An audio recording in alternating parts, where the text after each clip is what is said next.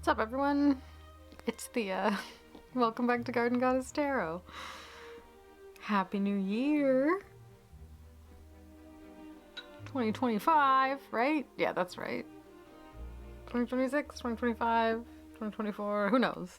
It's just a number, right? Alrighty, today, for the first video of the year, kind of, not really, there's a couple member videos that are in there already, but I have a deck that it arrived before Christmas, but I have not had a chance to go through it properly. I put it in order. It came not in order. So far I've put it in order. But I want to get to like properly using it, and in order to do that, I kind of wanted to share it with you guys first to kind of get your feelings about it. This is going to be a not for everybody deck. It has a lot of character. It has a lot of, here, let's zoom in. It is what it is in its own kind of weird way. Maybe that's a bit too close. I don't know. The cards are a little bit smaller. You'll see when we open it up. But this is called the Shapeshifting Tarot by Satin Bees. And I kind of came across this while stumbling on Etsy like you do. It's by a Canadian creator whose name escapes me. I feel like I know it. It might be on the book. But I guess they go by Satin Bees. They are an artist, which is great. And this deck is very... It reminds me of another one, which I think we'll do a comparison of it once we get to that point. I'm getting a bit ahead of myself here. But it's an indie deck, obviously. And it's from Montreal as well, which is kind of fun. Let's have a look here. There's a little note from the creator. That's probably a good place to start. 78 cards, each one is a unique artwork created by hand. They're paintings, drawings, and mixed media pieces, which again, like this is going to be a polarizing deck. Some people are going to love it, some people are going to hate it. I can tell already.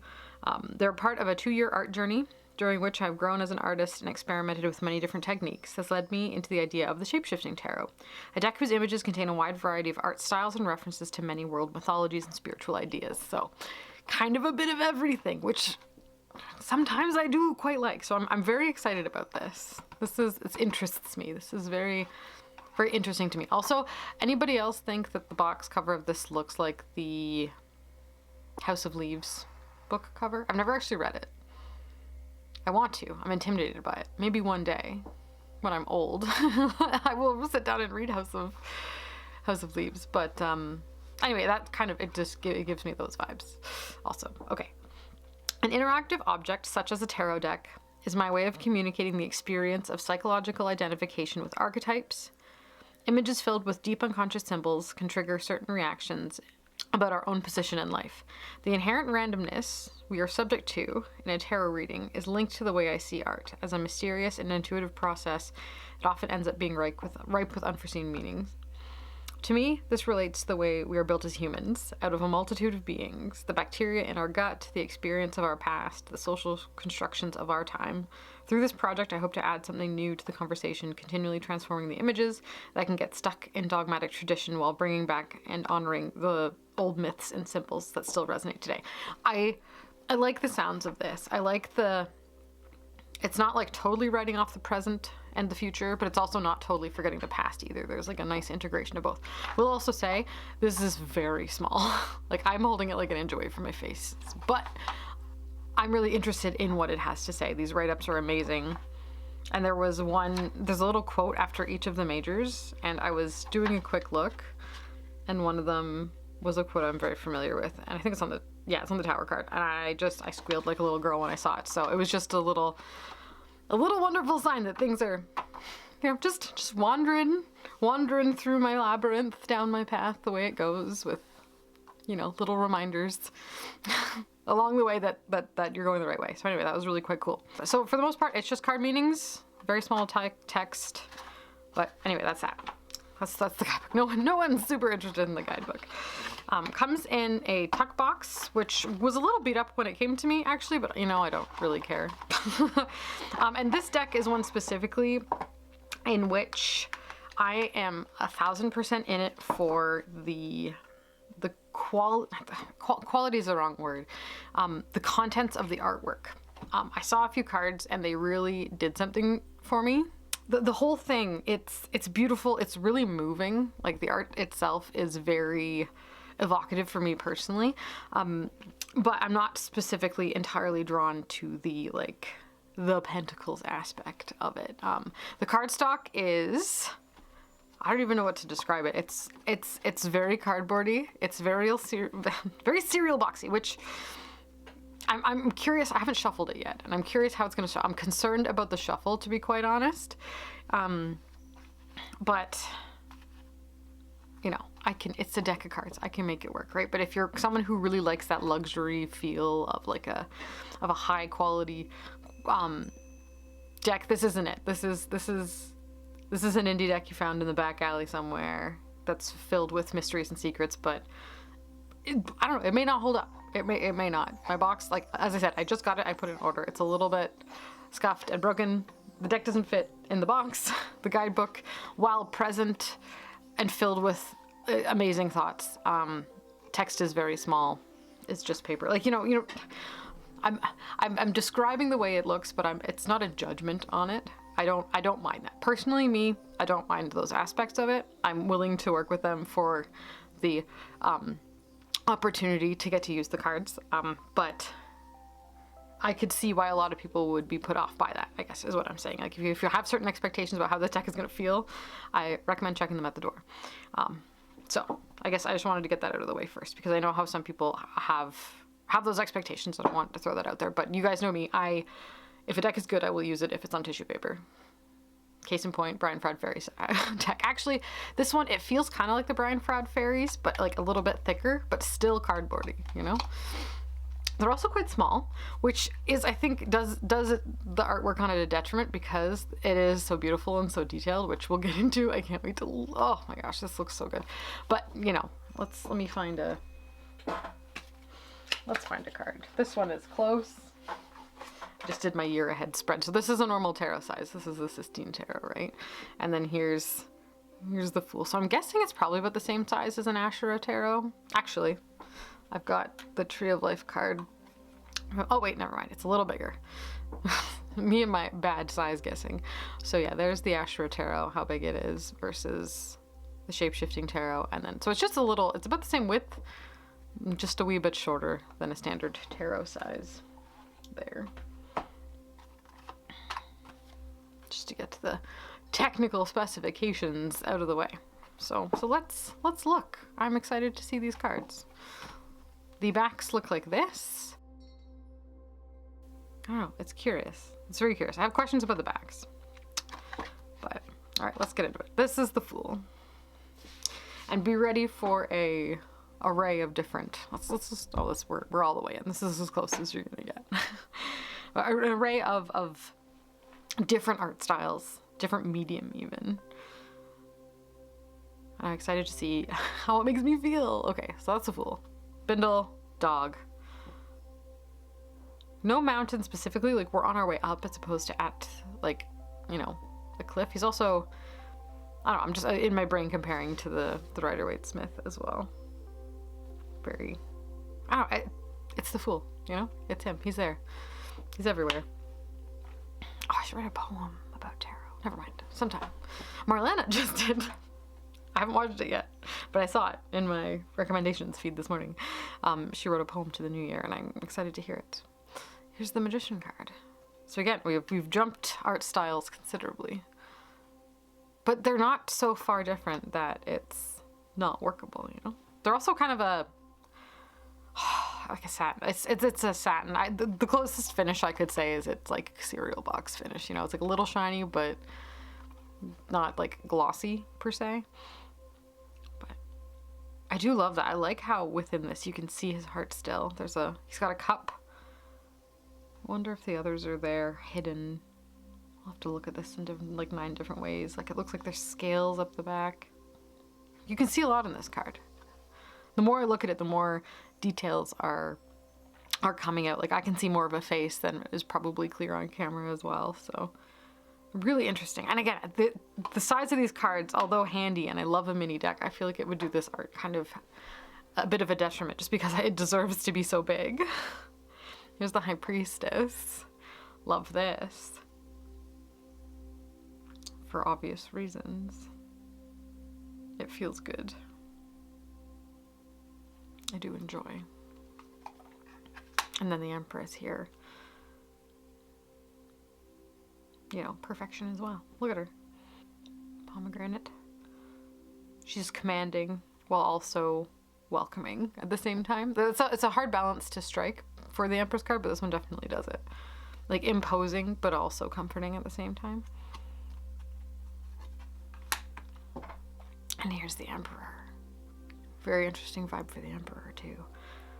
Feels almost kind of hollow. Present with a tenacity and endurance, but also there's a bit of a hollow shell of the self that's been left. It's very interesting. The Hierophant here. This is a really cool card too. Now also, these aren't numbered.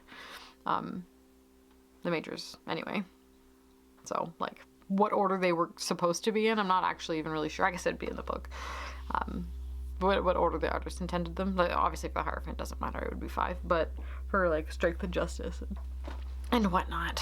But anyway, I really quite like this as well. Like, we've got 2 kind of bodily supplicants here. There's an Ouroboros, which is lovely. And a dove. And, like, some overseeing hands. And it's almost like these would be the supplicants. So who's working out here in the middle? And I'm thinking the little lady in the Thoth card as well. I don't know, lots of thoughts about that one. But I'm excited. I feel like these are going to play really well in a reading. Like the way the images kind of hold symbolic meaning within them, with the intention through which they're created, makes answering questions with them really quite easy and clear and different from just using a regular Rider-Waite-Smith, you know? This Lover's card is great. We've got kind of seasonal representation around the outside, which is very interesting and good. I'd love to see some snakes. Various forms. That's very interesting. I like it. I like it a lot. The Chariot. The detail in, like, the art style, however different, they're all, I don't know, it's good. It appeals to me. This pokes me right where I like to be poked when it comes to tarot. Black and white Sphinx. It's an 8-pointed star there with crossed keys in it, which is different for the Chariot. Its canopy's still there. Very cool. This is a weird strength card too, but I like it. Especially, I've been thinking about the Minotaur again. I think I was reading about it in some book somewhere, and it was giving me a different perspective on it. Oh, you know what it was? It was The Flowering Wand by Sophie Strand. I just started listening to the audiobook of it. So I know, shame on me for not having read that yet. But I'm working on it, and one of the first couple chapters when she starts talking about tarot is involving the Minotaur as well, and to the different perspectives of it. And even I feel like I've thought about the Minotaur in 1,000 different ways already, but there was another perspective that I hadn't even considered as well. So it was really good, really great. But yeah, this card with the multiple legs and weird arms everywhere, it's very interesting. I like it.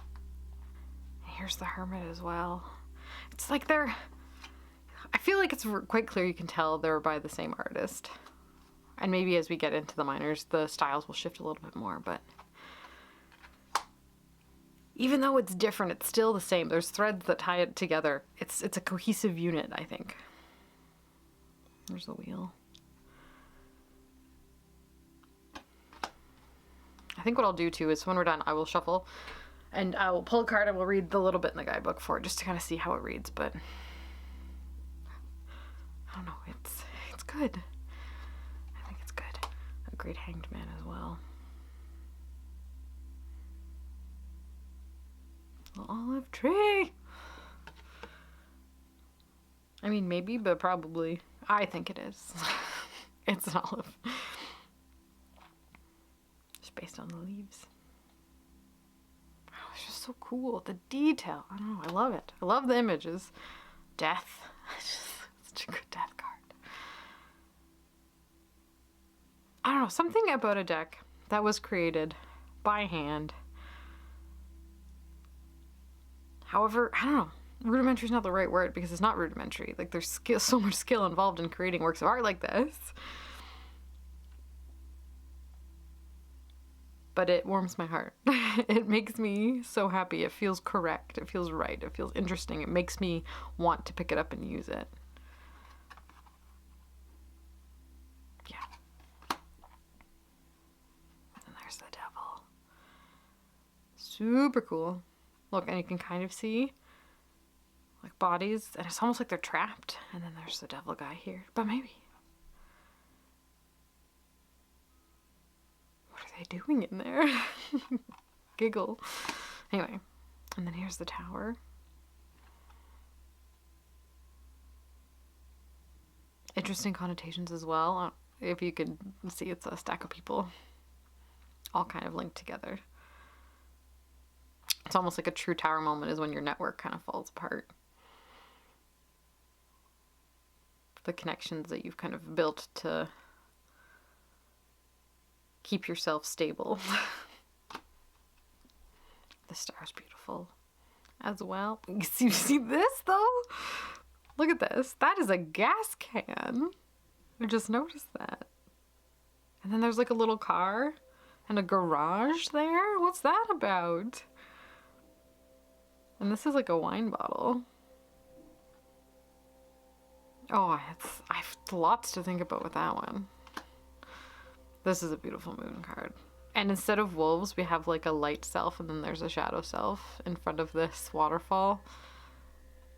And there's faces in the mountain cliffs, and there's this is beautiful. This needs to be like 10 times as big. I love this. Stunning. And here's the sun card. Obviously face, right? So much face. Sun is face.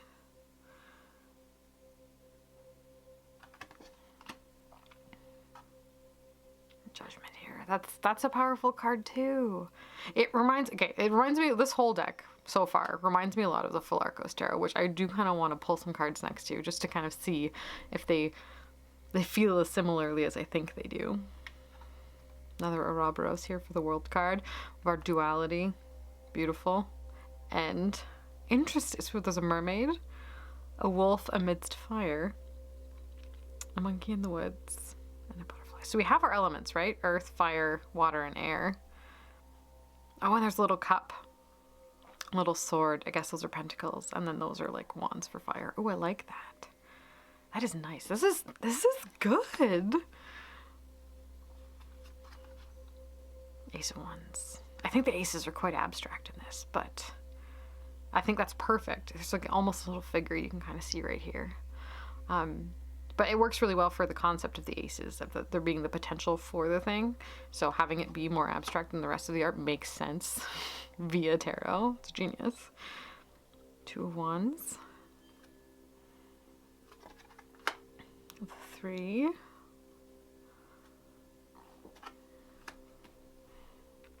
4. That's interesting. I could look at these all day. These are amazing. 5.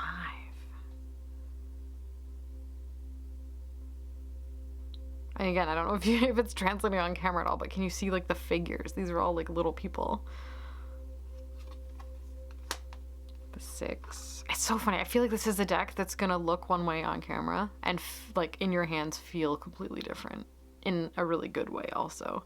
Not physically, I mean like emotionally. Like you experience it a lot more differently when you're holding it in your hands. And when you can see the images through like human eyes as opposed to like a lens. Yeah, does that ever happen where you've like seen a deck online and then you get it in real life and it feels completely different just because the real life experience of it is so wildly different than what it looks like on the internet? Happens to me all the time. Those little bees, little thyrsuses. Love it. A 7. Yes. Yes. Enthusiasm. 8. This is a very interesting 8 of Wands. Actually. Very interesting. I'm not gonna linger on it too long for reasons, obviously, but that has lots to think about, actually. Then the 9. 9 is black and white, which again, very Full Arcos. There was like a section of black and white cards in that deck too. Ten of Wands here. This is good. We love a Sisyphus moment on the Ten of Wands. Perfect. And inside, can you see? There's another little mini version of himself inside the thing he's pushing. It's like a turtles all the way down moment. Love it. But they're not turtles. It's struggle all the way down. Gross. Page of Wands. Very good. I feel like I need a desert on the Page of Wands. Like, for some reason, they're just having a desert in one way or other present on the Page of Wands is important to me. Don't know why. It just is. Knight of Wands. More aggressive than usual as well. I like it. And like you can still tell it's a Wands card. It still feels like fire even though it's not like red and orange. Which is interesting. Very, very difficult to do. And the Queen of Wands, she's amazing. Like Medusa's redemption arc here. And then the King of Wands. With like there's growth in amidst all the fire. I love this. I really do. Okay, and here we have the Ace of Cups.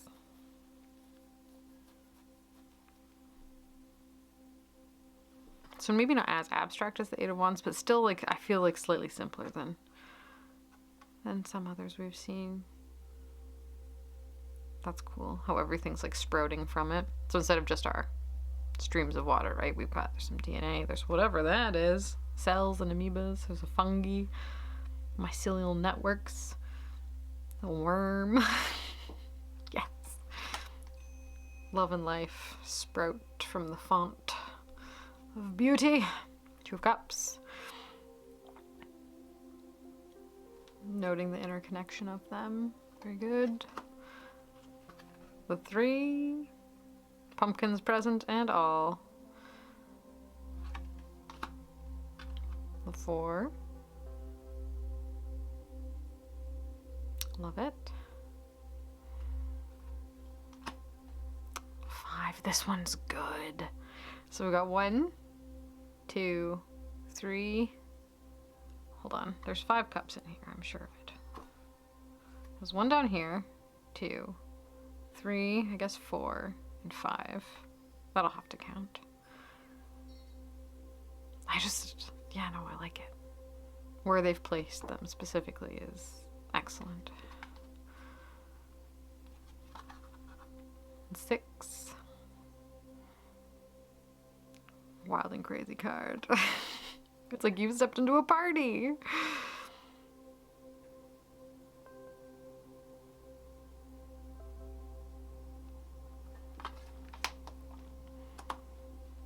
Six of Cups. The atmosphere of it is quite...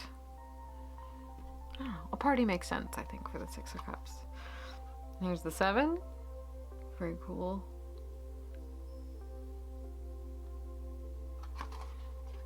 And the 8. I think it was the 9 that was black and white in the other one, right? In the other suit.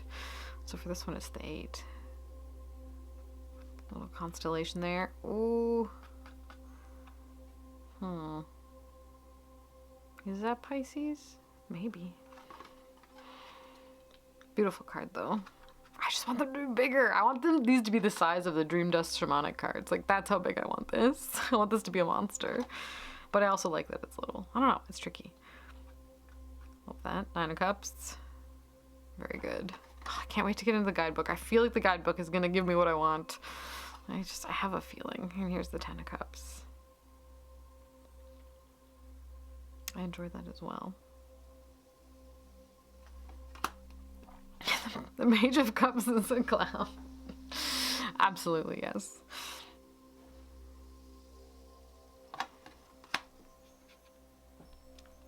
Here's the 9 of Cups.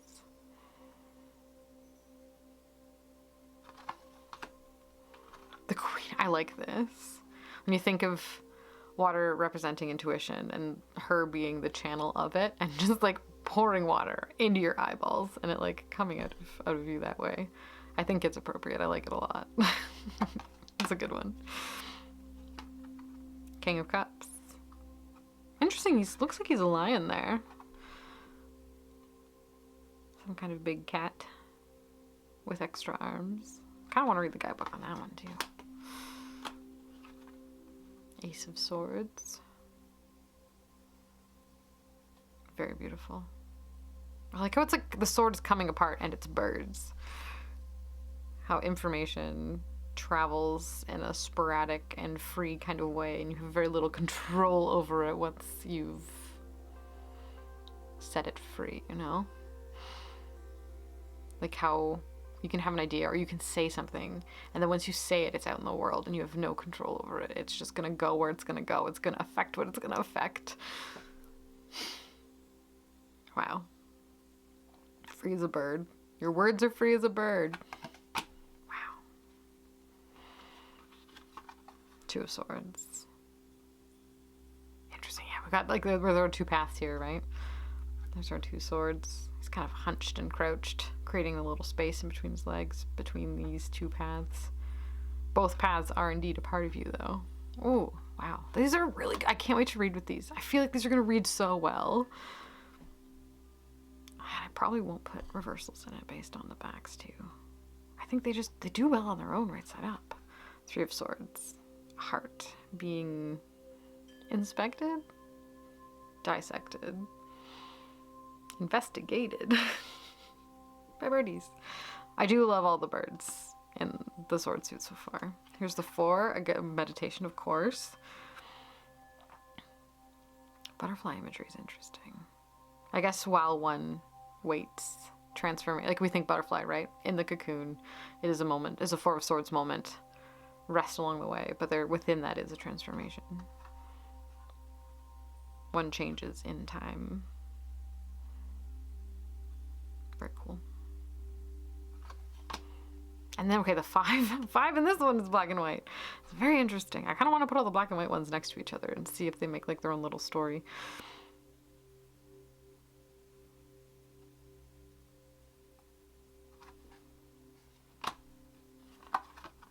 And there's the 6.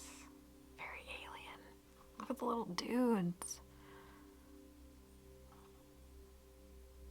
The light, the lantern's there. It's not glowing though. Swords are in the boat. Very interesting. The 7 of Swords. He's got them behind his back. Mind you, there's 2. 5? Yes, 7. Good. A little eclipse. The light's kind of coming out of those ones in a weird way. Interesting. And the 8 of Swords here is very good.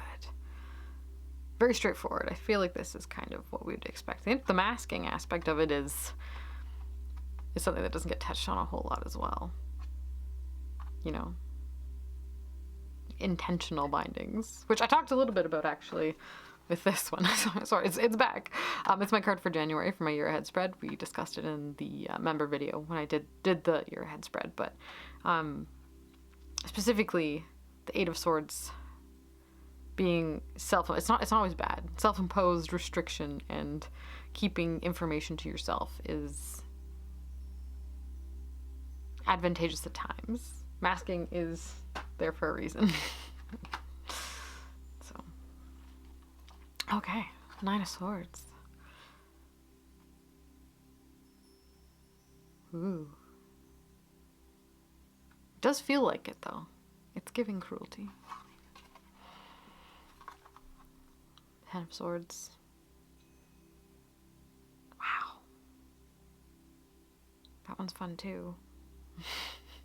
I like that a lot. Page of Swords.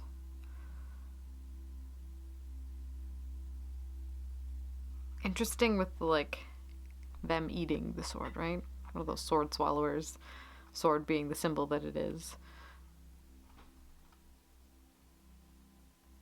And the fun colored pants make it seem like it's for entertainment's sake, right? Like you're doing this to amuse.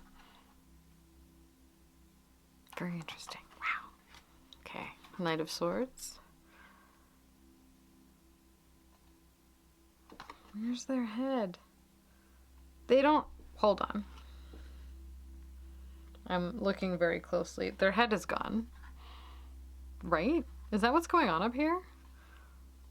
Horse trudging along. Swords everywhere. 4 of them. Weird. And their head's gone. The perspective on this one is so interesting. Like, I feel like there should be more space. It's like, oh, I was like expecting to see the head kind of curled up in there, but no, it's just like a stumpy neck and there's bits floating off of it. That's weird. Okay. What does that say? Again, can't wait to get into the guidebook. I feel this one makes me want to play with it quite a bit. Queen of Swords. To be expected. She's missing an eye though, which is interesting when you think of an eye for an eye. And the parallels between the Queen of Swords and Justice. Interesting. Really cool. King of Swords. He's got that, like, his face is pointing in all directions. Not just 2 ways, but 3 at least. One can assume the back as well. Kind of all-seeing, all-knowing.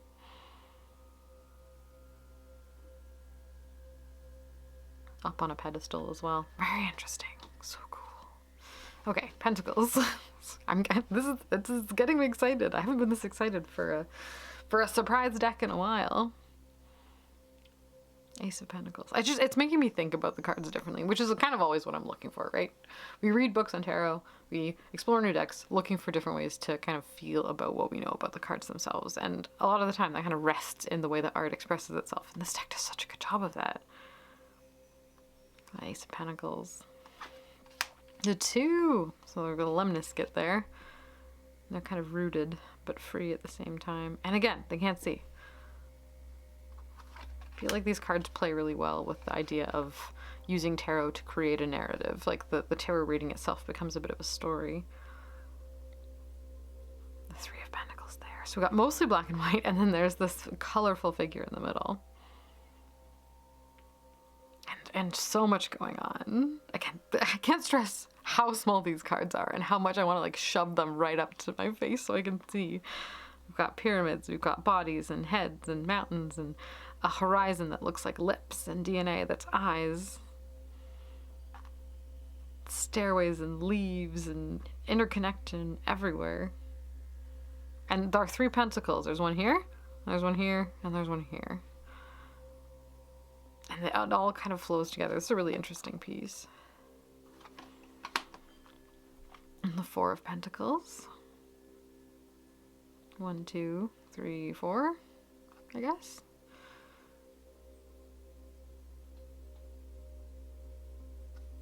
At the end of the rainbow.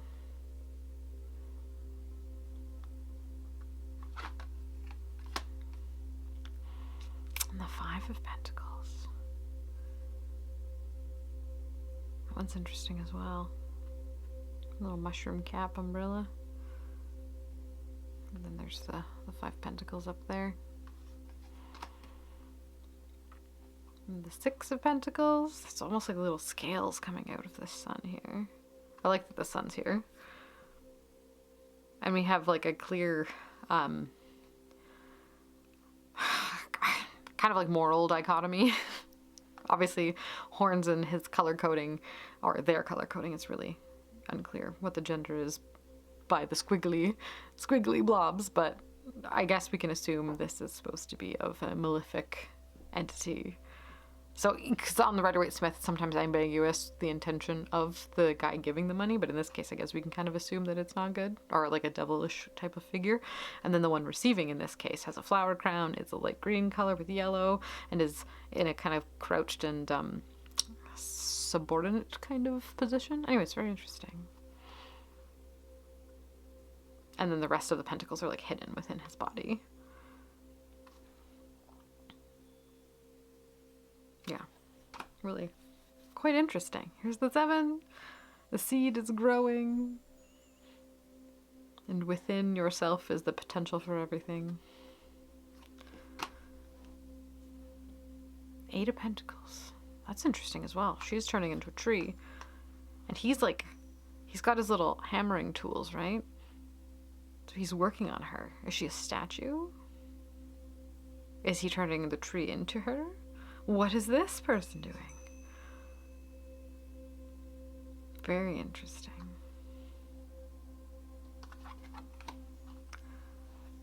Nine of Pentacles. Safe space. And then the 10 is the black and white in this one. We got this guy down here. So even the shape of this, it's like there's little different hints back to the Rider-Waite-Smith. Like there's the perspective with the castle kind of in the background, and then you're in this little enclosed hovel space. The dog's here.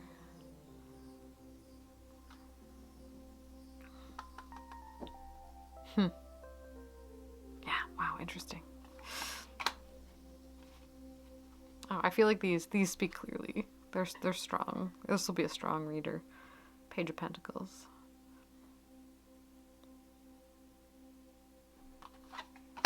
Knight of Pentacles. Rooted Centaur. Which, again, we got the two. This is almost more giving two of Pentacles-y. Why does he have two? He's never had two before. The Queen. She's with child. Or with something. Pregnant with possibility, perhaps. I like the turtle. I like how the turtle's clearly sitting on what could be another turtle. When we talked before about turtles all the way down. That's funny. There's a Capricorn constellation in the sky. So definitely, I love seeing little things like that. That just, it's not really the constellation, actually. It's just the stars making the shape of the sea goat. Which I love. But yeah, it's just things like that like, oh yes, they know tarot. Good. And then the King of Pentacles here, which is a great way to kind of end the last card in the deck, air quotes. Yeah, just seeing the world in a million different ways. Having it in your hands, but letting it be what it's going to be. It's great. Okay, wow. Okay, so that's our flip through of the Shapeshifting Tarot. More in depth than I was planning, but hey, it's what we do here, I guess. I can't wait to edge this in black as well, because we've got a black border on the front and a black border on the back, so I will be edging this in black absolutely pronto, and it'll look great. But yeah, and it'll soak up that edging marker quite well. I can feel it feels like it's thirsty. So let's give it a shuffle. Let's see if this works. It's not the worst shuffle ever, but it's also not the best. It works. It doesn't, like, there's no core, I think is what it is. Like, it's not springy in any way whatsoever. It does bend, which is nice. I was a little worried that it would be kind of stiff, but it does bend. There's just no, like, I don't know, it doesn't feel like it's gonna hold up forever. But that's okay. You can shuffle it. Obviously. Okay, let's pull a card. Ooh, okay. Whoa, whoa, whoa, whoa, whoa, whoa, whoa, whoa. Cool it, little friend. Maybe I need to jostle your brains a little bit first. And we will just calmly and ever so coolly read like one card for today's video, please. There it is. All right, Knight of Wands. That's who we're reading for right now. I mean, if you feel like this is a message for you, then we're welcome to take it with you as some guidance for a question that you may or may not have presently. But let's have a look. I'll do my official interview spread later. Not feeling that at the moment. I think this needs to chill a little bit. Wait, wands. Knight of Wands. Oof, she's small. Okay, I'm gonna, because you cannot see this super well, I'm going to read up close and let you look at the card instead. Okay, both knights and wands are associated with the element of fire. Fire. Yes, indeedy. Thus, with this card, we see fire influencing fire, actions feeding actions, pure momentum. In his positive aspect, the Knight of Wands is flames, warm, and enthuse us. The enthusiasm. But they can also scorch and overwhelm us. It has the energy we need when we are stuck in a rut, lethargic and paralyzed, when we haven't moved our bodies or done anything spontaneous in a long time. He rears up in front of us to show us how much fun we could be having. He invites us to leap forward with the uncontainable energy of a wild horse. Very Sagittarius. I love this. Throwing ourselves into the adventure that is waiting for us. So that's the little a little write-up for the Knight of Wands, which I like. It's different. I feel like I've never read anything quite like that before in a description of the Knight of Wands. It doesn't say anything about the reversed aspect. It does say that, like, oh, when it's good, it's like this. And I assume one can extrapolate on what it's like when it's negatively aspected. How the fire, I guess I did say it can overwhelm us, but it can also be kind of horridly self-destructive in its own fiery way. But I like that, though. That's handy. I would like a major. I was gonna say, let's see what major pops up first, and we'll read for that one too. We'll do death. As we were talking about being consumed by flames, let's see what death has to say. Because I want to there's quite a bit more in the book for the majors, so I just want to see. So this card proposes a new relationship with entropy. Entropy being the natural decay of the universe. That's a me anecdote as well. The impulse towards decay that is part of every living thing. It asks us to accept that the intelligence of this world is keen to continue playing games of destruction and regeneration, independent of the will of our individual egos. So yeah, the world is on its own little trajectory. It cares not about us and what we think of ourselves in the world. Very true. In this image, the two bodies are holding each other, which we all must learn to do in the face of knowing our inevitable fate. In this sense, the card is as much about grief of those left behind as it is the journey of the ones leaving. The dying body leaves in complete abandon, surrendering to its fate as its limbs are being pulled into the earth. It is a transition of leaving the world of the known, loved ones, our own identity, all of it behind. Death is a bringer of freedom on a level we can't understand, and thus we make it our enemy. We resist with all our might the fact that we are a structure of molecules and ideas that have swarmed and glued together. One day, our lives are so far removed from the original primal scream of orgasmic life that we are like an alien wave to the ocean of its womb. Lost in the complexity of ways to express the essential, create, destroy, flourish, compost. The colors of this card reflect this process. Red for the gruesome quality of the event of death itself. White represents the bones, the blankness of the emptiness of death. And green because it also leads us back to the cycle, to rebirth. As our bodies dissolve, our cells will become food for new life to take root. The moment will come when the candles of personality will be fuming out. A low smoke, whispering, at last quiet, reunited. Death is a doorway. And then our quote here is by Mary Elizabeth Fry. Do not stand at my grave and weep. I am not there. I do not sleep. I am 1,000 winds that blow. I am the diamond glints of snow. I am the sun on ripened grain. I am the gentle autumn rain. When you awaken in the morning's hush, I am the swift uplifting rush of quiet birds in circled flight. I am the soft stars that shine at night. Do not stand at my grave and cry. I am not there. I did not die. That's a really good card. I'm into it. I think this is great. This deck is amazing.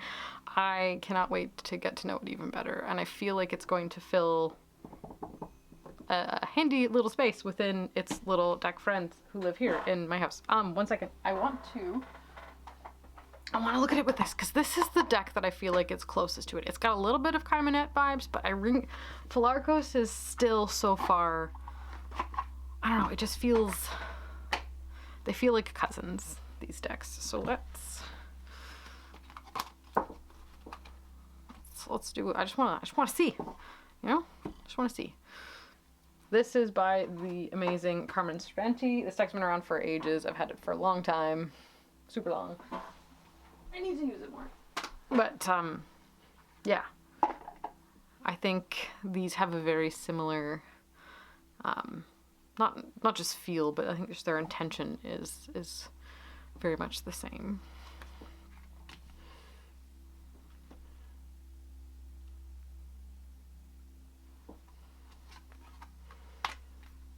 And I think they would pair really well together also, actually, if you're in the market for pairing tarot and tarot.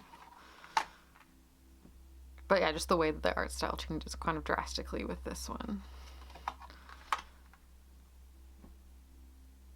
Yet remains cohesive. I think these are great. I love this so much.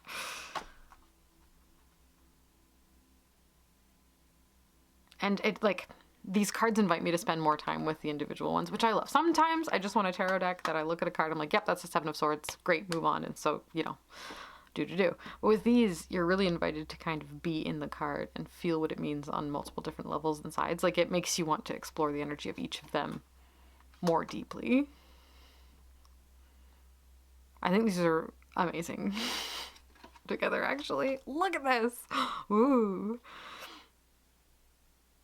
Yeah, these would be really good for like long-term draws, like doing monthly draws.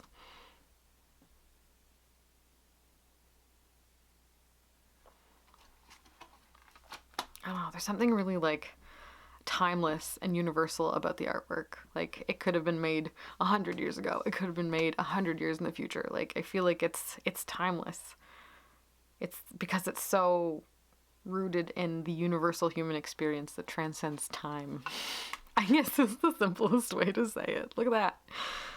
Empress and the High Priestess. Gorgeous. And yeah, the random black and white cards on the aces.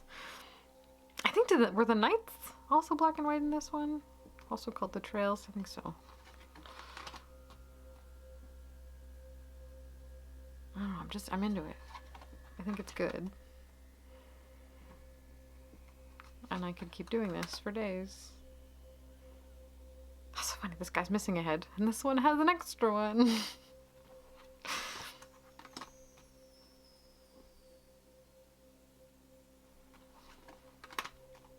Yeah, no, I think these are important. These are talking to me. Super fun. Ah, ooh, yes. Okay, all right. Okay, I'm jazzed up. This is great. Oh my gosh, it just keeps giving. It just keeps giving. Ah, oh my god, guys. Do you see? Look at these. Wow. These are both, that's the Six of Cups, sorry, that's the two, but. Oh, I'm obsessed. I absolutely am. Okay, I gotta stop. I gotta stop. This is too, we could go through the whole deck doing this. But yeah, it's very, if you like the Flarkos Tarot, this is, I feel like the deck itself is very much of the same cloth, cut from the, you know. But at the same time, if you are a stickler for like the tactile experience of a deck, this one, it's its own thing. Consider yourself warned, but yeah. Let's pull a spread to see what kind of fun happens.